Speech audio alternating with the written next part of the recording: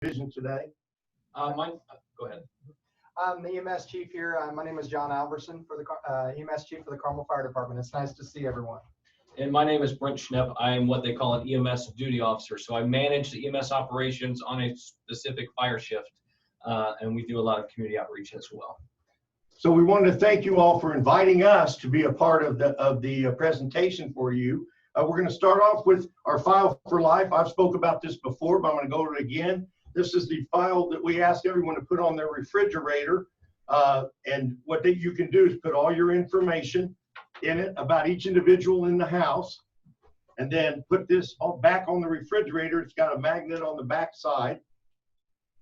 And you can, once you've done this, in the event we would respond to someone that's down on the ground and no one's there to tell us about the person, the medics will look for this on the refrigerator. That way they can get all the information they need about the person and or persons, depending on how many are in the home. We have these available, and what I'll do, Linda, is drop some more of these off at Prime Life, and anyone can pick them up there or here at our headquarters at any time. Also, I have a flyer here today that talks about our Smart 911. I've mentioned this in our prior meetings over the past couple of years about the Smart 911 program. We originally started with the specific response registry form that we created here in Carmel.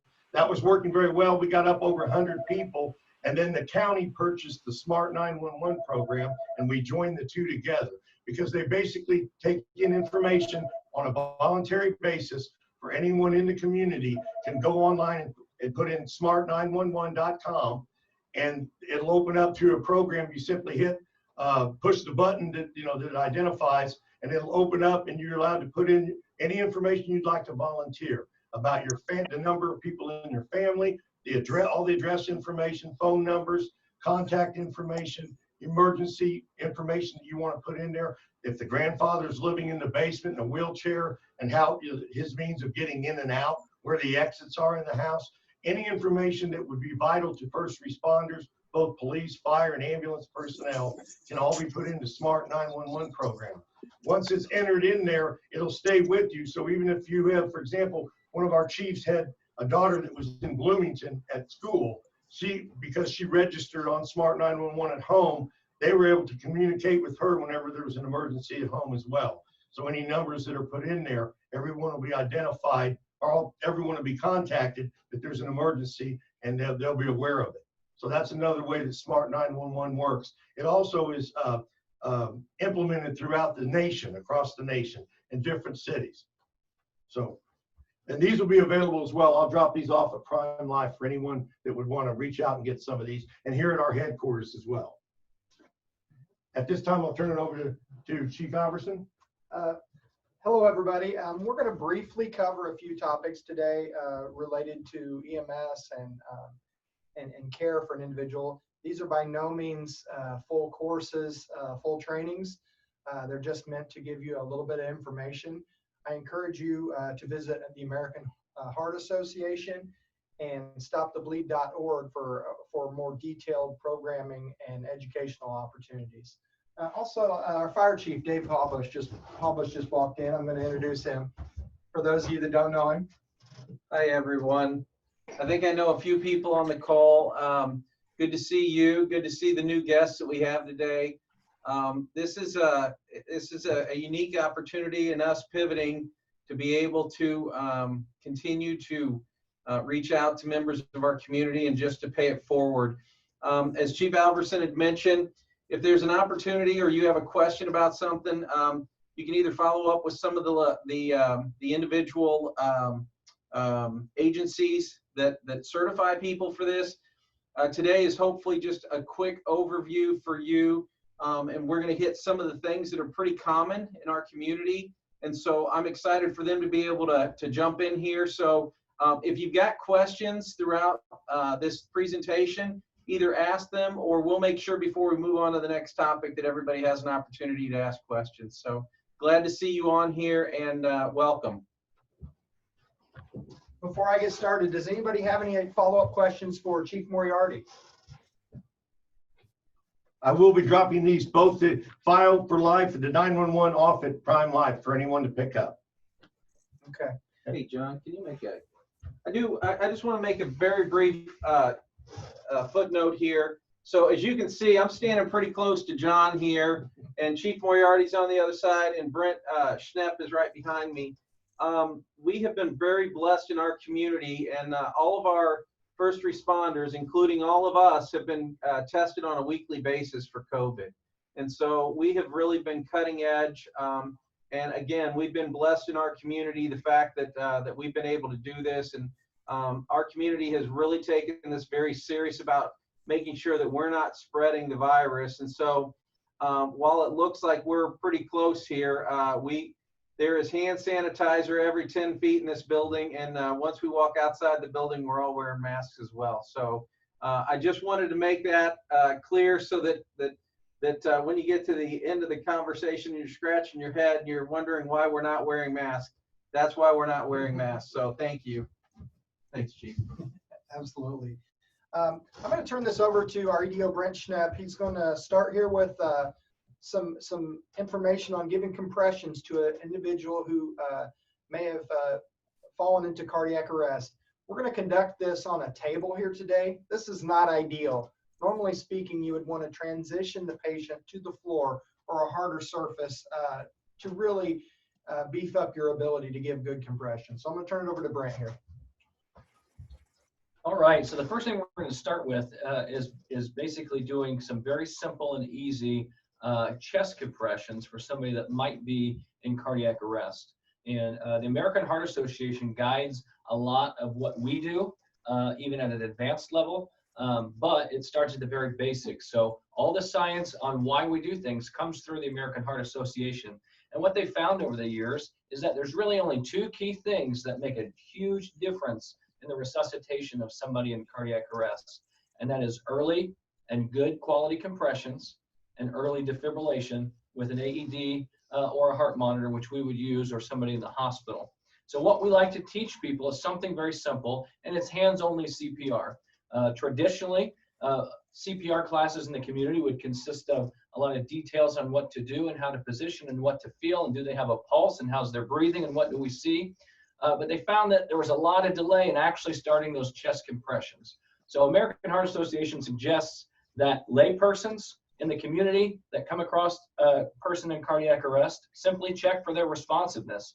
Are they responding to you at all when you try to talk to them, when you touch them, when you shake them? All right. And if there's no response to that, we check for breathing. Is this person breathing? And if they are they breathing normally? So if this person is not breathing or is not breathing normally, we're going to begin chest compressions. Now, when we do chest compressions on somebody, we want to try to stay the best we can to the center of the chest. All right. If you feel your breastbone, it kind of goes right from your neck down to just above your stomach. And we want to get right in the center there using the heel of our hand. And we use the strength from our other arm on top of that. We put ourselves right over the body. All right. And we begin doing chest compressions. Okay. We want to push hard and we want to push fast. And as we continue to do those chest compressions, we also want to make sure that we have enough recoil. And what we mean by that is we want to make sure you're coming off the chest long enough to let the heart fill with blood. So when we push down again, we're actually moving that blood around. So if you get yourself to somewhere around 100 compressions per minute, then you're doing a good job. And they liken that to the song Staying Alive. And everybody know that song, Staying Alive? Staying alive. So if you can think about that, you're going at the right beat for that. Okay? So that's what we want to do initially. If we're in a public place or somewhere we know has an AED, we want to send somebody to go get that. All right? We want to minimize our interruptions on chest compression. So I'm going to continue compressing the chest while Chief Alverson here went and got the AED. I'm not going to stop. I'm not going to stop. Okay. Chief, call 911. Get the fire department coming. Okay. So I'm going to keep doing compressions. Now I'm going to stop for a minute so you can actually hear me and I can explain this. But just remember, we're not going to stop doing this. This is an automatic external defibrillator, or an AED. There's several places throughout the community that have these, and I imagine you have one at Prime Life. I'm not for sure if they have an AED at Prime Life. They do. Linda's shaking her head, yes. Yes. Yes, we do. So you guys have an AED at Prime Life, but there's other places in the community, churches, schools, and things like that that have AEDs. And while this is the specific brand that we use here in the city of Carmel, within our police cars, within our fire department staff cars, and in some of the city trucks, they all pretty much operate the same, and they are so simple. And the first thing you do is you open the lid, and it powers on all by itself. I want you to listen to the instructions this device gives you. Matter of fact, I'm going to move a little closer so I'm by the speaker just to make sure.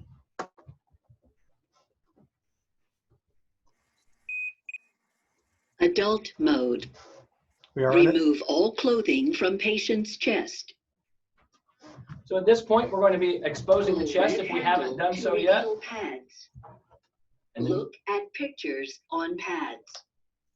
Apply pads to bare skin exactly as shown in the pictures. Press pads firmly. and this whole time, I am still doing chest compressions. If I have to Apply move for a pads quick to second bare to put the skin pads on, that's fine. Exactly as shown in the pictures. But we're still doing chest Press compressions while we're pads putting this firmly. on. Do not Now it's going to Do start not over. touch Oh, there we go. patient. Good. It tells me not to touch it. analyzing heart rhythm. Now it's doing its magic. It's reading whether or not this heart needs to be shocked. Everyone clear. Press flashing button. It does need to be shocked, so I'm going to push the button. It gives the shock, Delivered. and I go right back to doing chest Provide compressions. Chest compressions And I to don't the stop. feet. The heel of one hand should be in center of chest. The other hand should be on top of first hand. Notice his Push positioning. down hard. He's at not least doing 2 this. inches. This is hard. This is working your muscles. Use your body's weight to be kind of a fulcrum to help you not wear out. 2. Resume chest compressions. The great thing about Push AEDs down hard. is most of at them least always 2 have a inches. metronome. Most of them always have a metronome built in. This specific AED currently is programmed to give compressions and breaths. That is what we carry in the fire department, so they program it for that. If you're a layperson in the grocery store or at church and you're using this, do not feel like you have to give breaths. Positioning the airway can be hard, and also that contact, we want you to be safe. Again, the science shows that good compressions and early defibrillation are really what's going to make an effect on saving this patient. So again, different brands look a little bit different, but they all talk to you. They all tell you what to do. They all have pictures on the pads that tell you where to put it on the patient.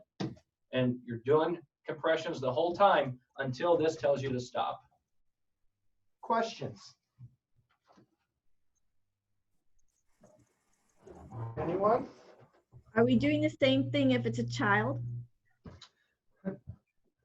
This particular, well, we categorize these individuals in a couple different categories, but the rate of compressions is the same. How you give the compressions varies. We can talk a little bit about that. So really you would just want the recommendation across the board for all ages is compressing the chest at least 2 inches. So if you have a child or even a smaller body versus a bigger body, you would just adjust how much force you're using to push down according to that. So if you have a small child, maybe you just move to one hand, okay? And a baby, sometimes we just use 2 fingers, okay? So you kind of have to use your judgment. You don't want to be pushing so hard that you're, giving some major hard compressions, but you got to push hard enough, at least that those 2 inches or what we feel like is 2 inches to keep that blood circulating. These AEDs vary too. Some have the ability you can adapt and push a button to for a child versus an adult. My recommendation is that you check out your device and really get comfortable with it and understand what its capabilities are. Okay. 2 questions on the device. One is, what if you're someplace and there is no such thing as that? What do what's the answer there? Just the 911 as well as the other? As well as the compressions. Okay. And the other question is, if a business wants to have such things in their place that don't now, where do you get them? What do they cost? How does all that stuff work? And I guess the next question is, from a business perspective, what liability do you have once you have it there and then tort liability? A lot of good questions there. There are multiple vendors. There's Cardiac Science, Physio, Stryker. There are a lot of opportunities to purchase these devices. They start in the upper hundreds, $700-800. They go up to a couple thousand, depending on some of the different features that you may want in your business. As far as liability, the legally speaking, you are considered a lay person and you have protections. What's the verbiage? The Good Samaritan. The Good Samaritan law protects you from that. As long as you're acting in good faith, what other reasonable people would do. I mean, in today's world, that's the first thing that comes to my head. Like, what, you know, we're gonna get Unfortunate, but I hear you. Yeah. Did you ask another question? I can't Those remember. are the two, basically. Yeah. Okay. Again, it goes back to CPR. If there's two of you there, one person needs to be going and getting on the horn quickly to get a first responder there, particularly if there's not an AED. Like Brent mentioned, the biggest key to survival are these two interactions with the patient. If you're by yourself, you just do the best you can, hit 911 or Cool van, best you can, cell phone, set it Yeah. down. right. So I figured. Okay. Any other questions? It's really fatiguing to do CPR. If you have multiple people that are on the scene and you're kind of directing traffic, rotate those people. We do that as a fire department as well. It's really important to have fresh people in there doing these compressions because it's exhausting. And I would hate for another individual to have a medical emergency because they were left doing compressions on their own when there were multiple other people that could have assisted them. Chief, what is our average for our response times for goals? What's that national average that we exceed generally? 90% of our runs were on the scene in less than 6.5 minutes. Okay, so really that's pretty quick, but 6.5 minutes without your heart beating is a long time. So like Chief Alverson said, take advantage of those other people there and get some people in doing those, and we'll be there as quick as we can. And that kind of workout for 6.5 minutes is a really long time. Yes, yes, it is. I was a wrestler. 2 minutes is a long, long time. So, you know.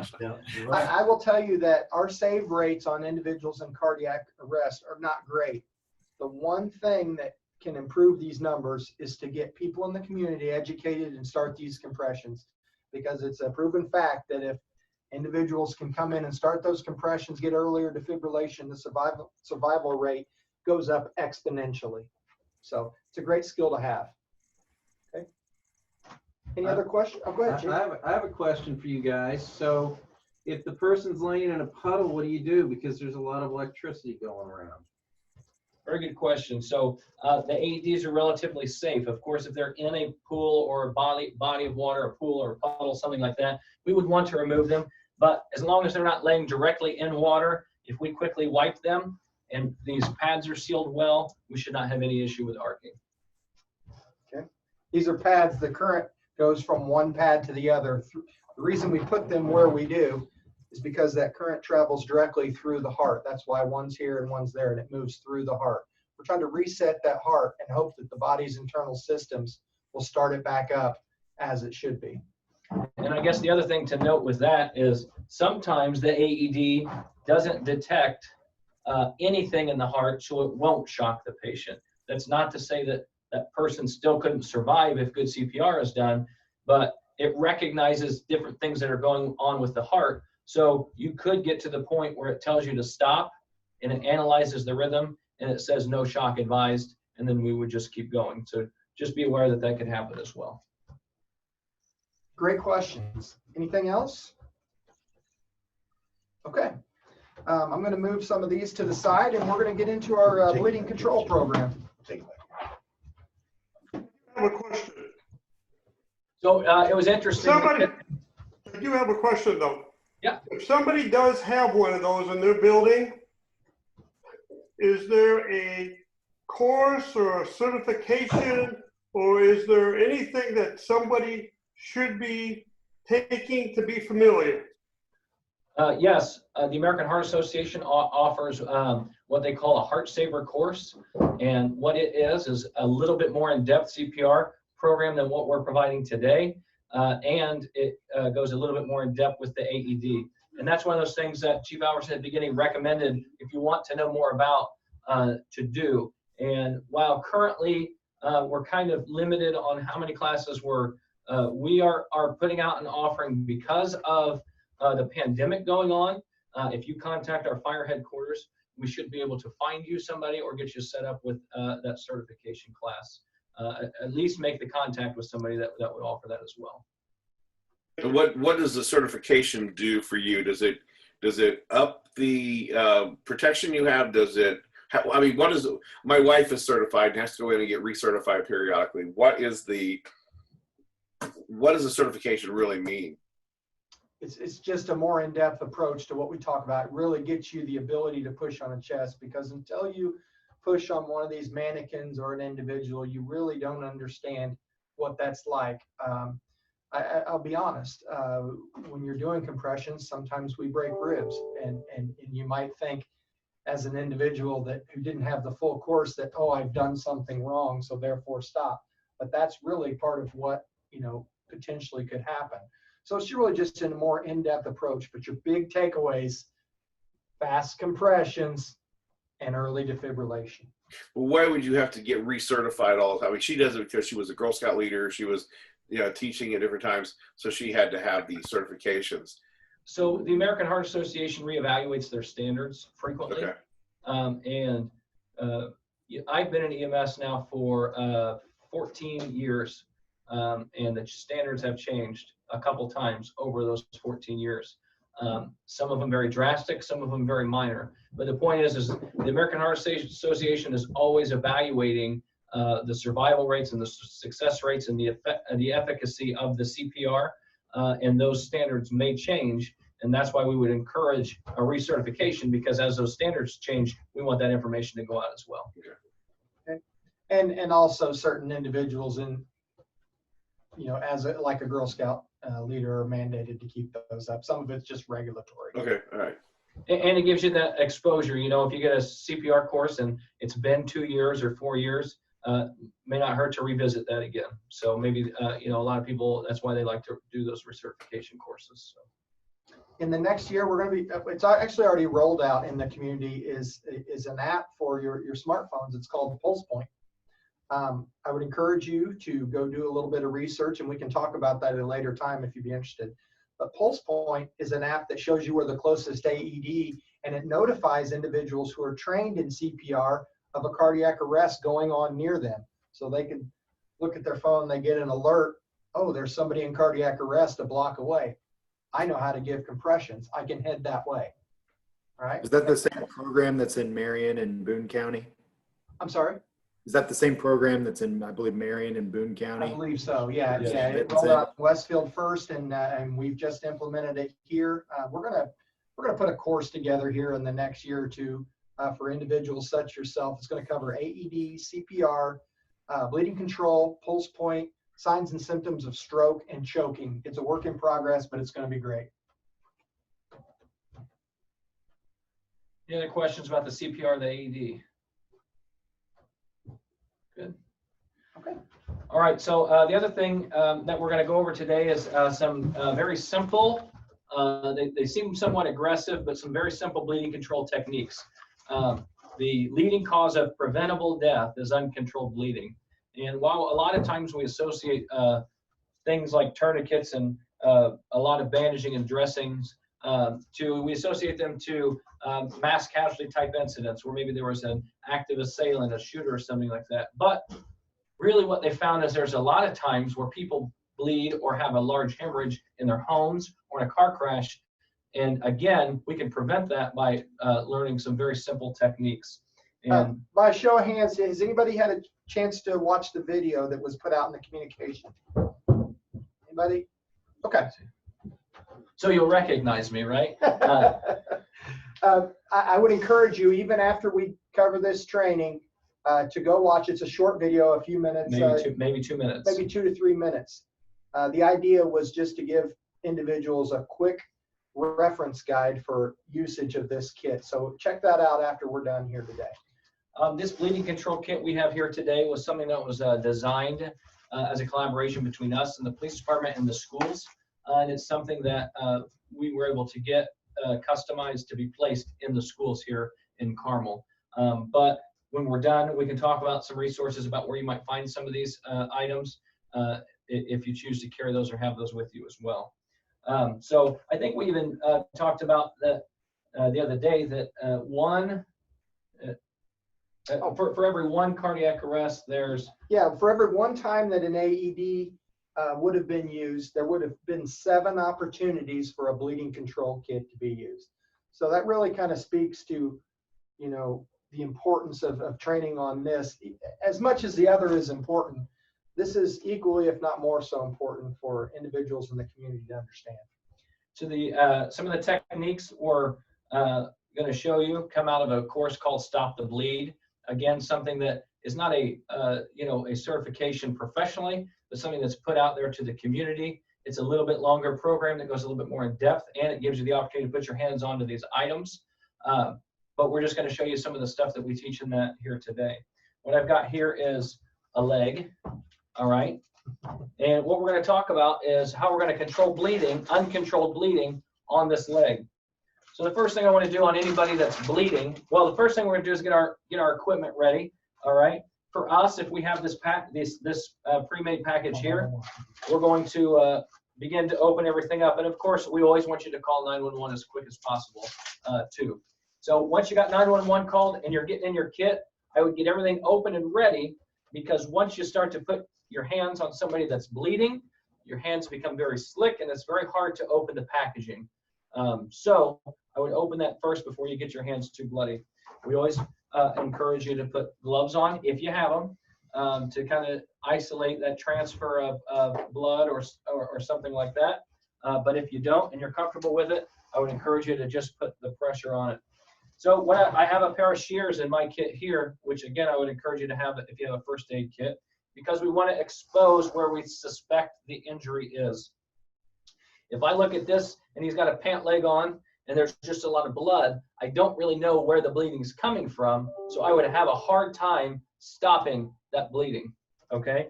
So I want to use my shears, cut the clothing away from the injury site, expose it to see where it's bleeding, and the first thing I'm going to do is apply direct pressure. So I'm going to use my dressing here to apply direct pressure over the wound, okay? And I'm applying a decent amount of pressure here. If you notice that is doing pretty well and controlling that bleeding, we can use our roller gauze here to hold that in place, okay? The important thing to remember too is that if we're out in public and we see somebody begin to bleed and we don't have anything with us to stop that bleeding, there's various articles that we have on ourselves that we could use in extreme cases too, especially in the colder months. You're wearing a sweatshirt or a coat.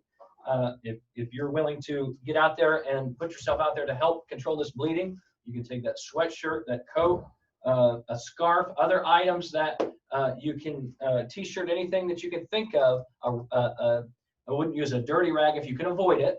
Now, of course, we still want to control the bleeding, but maybe a dish rag or a towel, you can always put that right over it. And all those things are encouraged to be used to help control that bleeding. And if you don't have anything to hold it in place, we ask that you continue to hold that pressure until we arrive to take over for you, okay? If we find that that is not working and we're still continuing to hemorrhage from an extremity, so an arm or a leg, and we have a tourniquet available to us, we encourage you to put the tourniquet on, okay? Now, a tourniquet needs to go about 2 inches above the wound site, all right? But it can go further up if we need to as well, depending on where it's at. The other thing we have to be careful of is putting it over a joint, because the goal of the tourniquet is to compress the tissue and the blood vessels to stop that bleeding. So if I put it over my knee, I'm not going to get that same tension because my bones are kind of holding strong there. So what I can do with my tourniquet here. Over here. We'll talk about the parts real quick. Yeah, we'll talk about the parts of it. So you got your big black Velcro strap. Okay, that can either be preloaded and you can slip it over the extremity, or you can unthread it, get it around the extremity and thread it back in. Okay, and you secure that, and we'll show you here in a second, but you secure that as tight as you possibly can around the extremity. At that point, we have what we call a windlass rod, and that is what creates the tension of the tourniquet. and we turn that, and we turn it, and we turn it, and we'll talk about when to stop in a second. But once we've got it turned, we put it in the windlass clip, all right?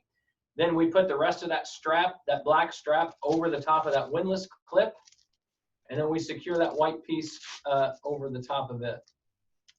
I apologize. It's a little difficult on the computer here. We'll see it a little better when we use it on the leg.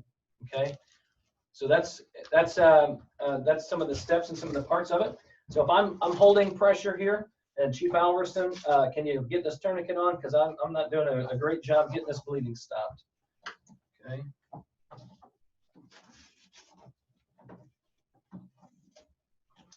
And he's got that just below the knee, and he's got that as tight as he can with just a simple Velcro.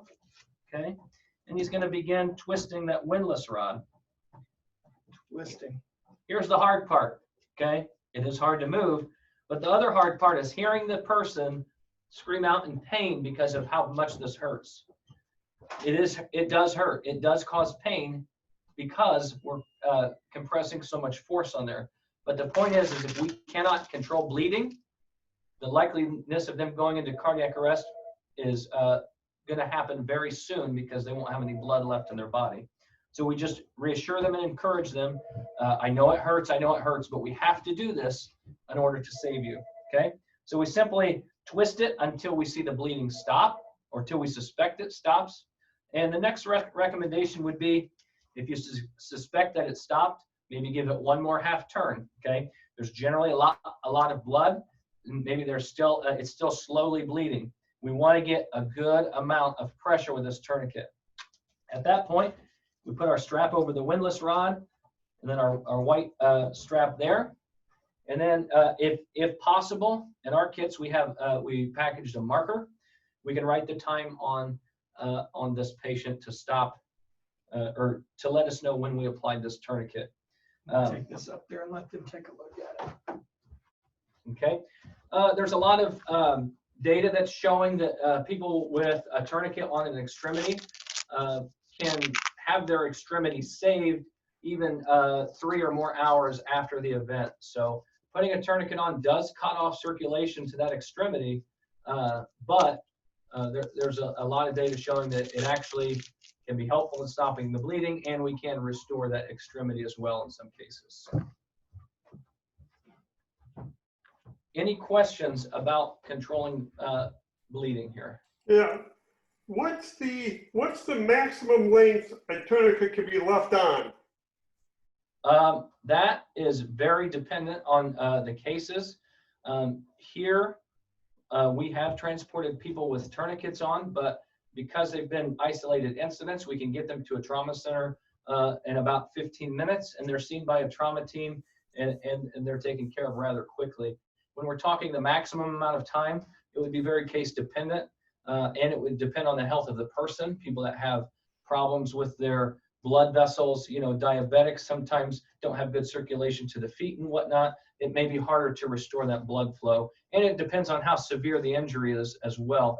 Are those blood vessels severed and destroyed, or is it just one simple fix that a surgeon can go in there and put together? So I can't put a maximum number on there, but in the end, what we're looking at is life or limb. It could potentially be in the hours, though, just as a point of reference. Okay. They do some outpatient surgeries utilizing tourniquets from time to time. So. My concern again, my question would be is you're out someplace and you don't have this nice little kit. So then, because in my world, that's kind of probably where I'd be 99% of the time. So a belt, is that going to get you enough if you can twist it? If you can do, I mean, what's a secondary solution if you don't have a handy dandy little toy? I would say if you don't have a tourniquet, then stick with the direct pressure, because what they've found, and in the Stop the Bleed course, and on again bleedingcontrol.org is the kind of the dashboard for all this information as well. They don't encourage homemade tourniquets, because then what happens is that false reassurance of I put enough pressure and the bleeding has stopped, and then they continue to bleed out. So if you don't have a commercial tourniquet, I would just stick to the direct pressure. Okay. I grew up on a livestock farm, and the stuff that we used to do was like we always had like a big can of alum in there that you could pack on there, and we had if that didn't happen, I can't tell you how many times I grabbed a big handful of cobwebs, and you said so but and We're not endorsing I know I get it. But I'm just saying this is the way I grew up doing it.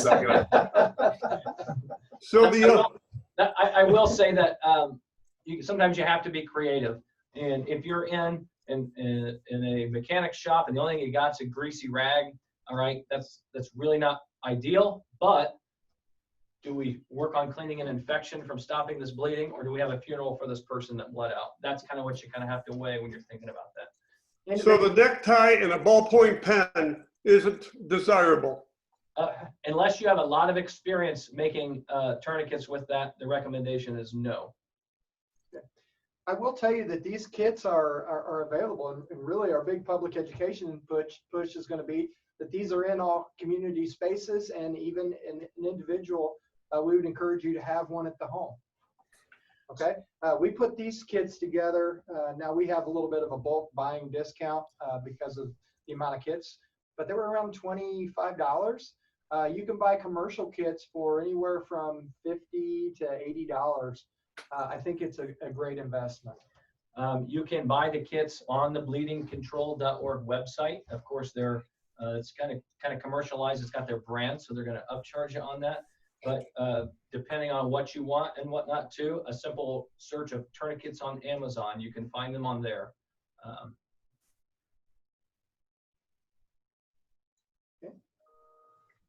You guys talk about the history and kind of how this came about in Columbine. Yeah, so the fire chief mentioned that maybe some of the background on the history of the bleeding control, and it really did all kind of start back at Columbine and kind of the mass shooting there, and then it's evolved. We've seen several of those incidents as well. And the Sandy Hook shooting back in 2012 is really what drove the bleeding control program. The American College of Surgeons Committee on Trauma, as well as the Department of Justice, some of the military tactical medicine groups, and EMS providers got together and came up with a consensus that we have to push this information out to the public, because it's something that is really so simple. Direct pressure and a tourniquet, if you have one, that can save a life, because you can, depending on where you're bleeding from, you could bleed out in probably less than 2 minutes, depending on what vessel is severed. So we have fantastic response times here in Carmel. We're in the 6-ish minute usually on response. I can assure you that if you have a major vessel bleeding, we are not going to make it in time unless there is somebody there that can maybe provide a tourniquet or some pressure to give us an opportunity to get there and get them to definitive care. Again, making the community first responders is going to be our overall goal in the next foreseeable future. I'll just put it that way. I read the term initial responder, the people before the first responders, the initial responder. You guys, when you make a 911 call for somebody, are there generally. You're right there. You can make a huge impact on that person's life by having a few of these very simple skills that really, really could save a life. And if you're interested to the Pulse nightclub shooting, I listened to a lecture on that from Orlando Fire Department, and they found that I don't want to paint a bad picture of EMS, but they found that the people that got some of those very simple treatments early on had a better success rate than those who were later transported, with EMS later on. So that really just pushed the fact that, if we can get hands-on people quick and early, then we're going to see some better success later on as well. So that brings up a point. When a call goes out about an injury or whatever, the nearest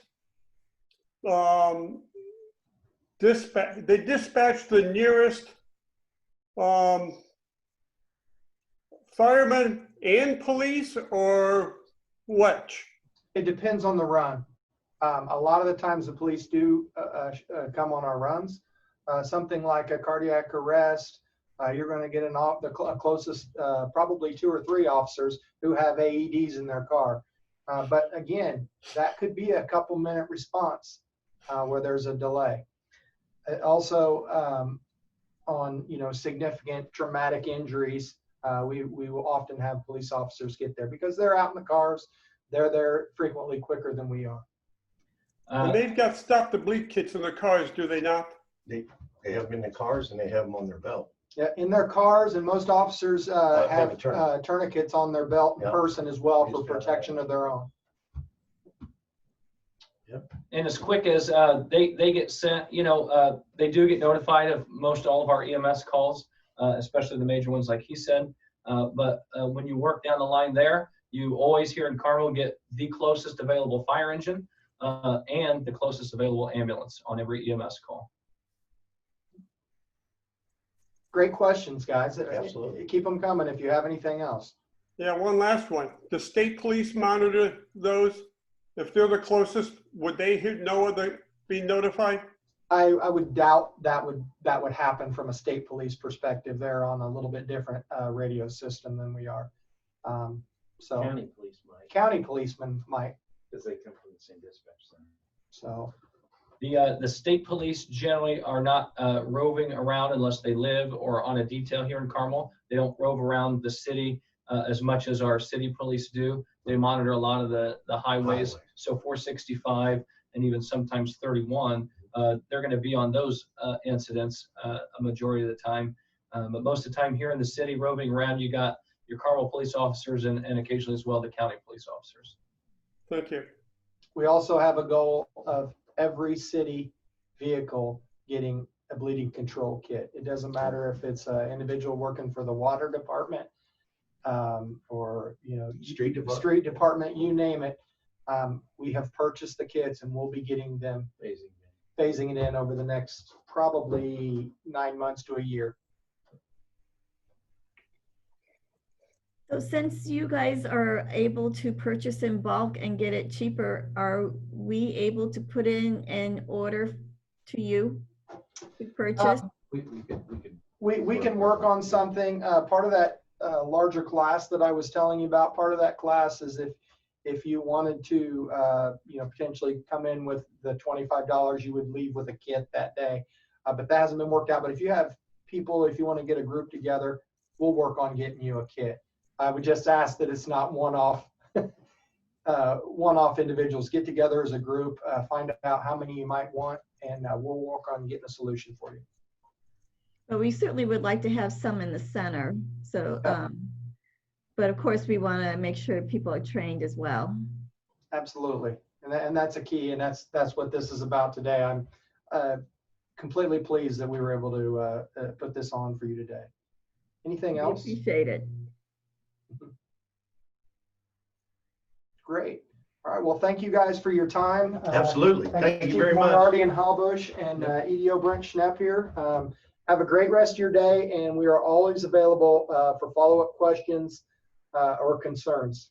So we like being partners with you. I'm going to add. Thank you, Chiefs. I'm going to add one more thing, and I hope I'm not out of line, but please wear your mask, okay? Again, we're a family unit here because we're around each other so often, and we're tested very frequently. But out in public, please wear your mask. We're seeing people get sick again, and we want everybody to be safe and healthy. Thank you. Linda, I might mention too, we're doing a lot of the COVID-19 information booths throughout the community. If everyone was unaware of that, we've been doing it. We're on our 33rd. We just completed our 33rd. This particular week, tomorrow, I'll be at out on the east side, 131st and Hazeldale, with a booth. At these booths, I have hand sanitizer, masks, all free for the public from the city of Carmel, the mayor and the fire chief. We all got together and we put this program on. So we have masks and hand sanitizer available. We also have packets of best practices for everyone in the community to follow if they choose to do so, that we created here with our EMS division and the fire chief. So Is there available as well. Again, I'll be at on 131st and Hazeldale tomorrow, and on Friday I will be at Clay Terrace. Is there a list? What times are those? 9 in the morning to 1 in the afternoon. And last question, is there a Both locations. schedule? Is there a schedule somewhere of where these are at? Well, what we're doing is every time I put one out, every week I do one, I go through our public relations office and they put out a news release on it. So it goes out on the city website advising every time like the day before when we're going to do one as well. So, and anyone's welcome to call me at any time to, I can let you know when and where we're going to be with those. So, very good. Thank you again. We really appreciate you doing this for us. No problem whatsoever. And Linda, I'll drop these off at Prime Life today. Is there anyone there today? Oh yeah, we're open till 5.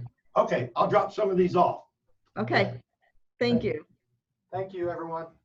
I'm gonna Thank you. I'm gonna stop the recording.